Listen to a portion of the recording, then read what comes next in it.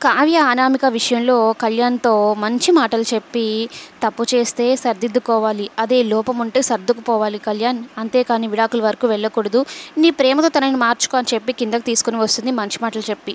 అయితే కళ్యాణ్ వాళ్ళ పెద్దమ్మని చూసి అంటే అపర్ణని చూసి ఏమంటాడంటే, "మీ ఆరోగ్య పరిస్థితి బాగలేదు కదా పెద్దమ్మ. ఇలాంటి గొడవలు ఇంకెప్పుడు జరగవులే" అంటుంటే ఈ అనామిక ఏం చేస్తుందంటే, ఓహో! ఈ గొడవలు ఇంక జరగవు అంటే ఇంకా నాకు విడాకులు ఇద్దామనే కదా అప్పుడొక కారణం చూపించావు, ఇప్పుడు మీ పెద్దమ్మ ఆరోగ్య కారణం చూపిస్తున్నావు అన్నట్టు మాట్లాడుతూ ఉంటే కావ్యకు కూడా కోపం వస్తుంది, కళ్యాణ్కి కోపం వస్తుంది. నువ్వు ఎందుకో ప్రతిదాన్ని భూతద్దంలో పెట్టి చూస్తావు.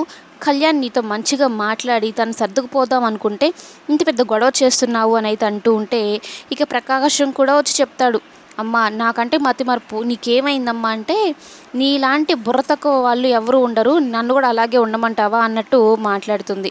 ఇంకా ఇంట్లో ప్రతి ఒక్కరిని ఏదో ఒకటి చేసి ఏదో ఒక తప్పు చూపించి మాట్లాడుతూ ఉంటుంది. అపర్ణ కూడా అంటూ ఉంటుంది, అవసరమా ఈ గొడవలు, ఇంత దిగజారి మాట్లాడాలా అనేది అంటూ ఉంటే మీకైనా దిగజారిపోయిన వాళ్ళు ఎవరున్నారు ఇక్కడ అని అనామిక అపర్ణని అనడంతో రాజ్కి విపరీతమైన కోపం వస్తుంది. పొంగేదంతా నేలపాలే అన్నట్టుగా అనామిక బిహేవ్ చేస్తూ ఉంటుంది. ఇక తన కాపురాన్ని తన చేతులతోనే నాశనం చేసుకునేలాగా అనామిక అయితే బిహేవ్ చేస్తూ ఉంటుంది. మా అమ్మని అనేంత దానివా నువ్వు అంటూ అందరూ మాట్లాడతారు. రాజ్కి అయితే ఇంక విపరీతమైన కోపం వచ్చి అనామికని ఇంట్లోంచి పంపించేసి అలా అన్నంత కోపం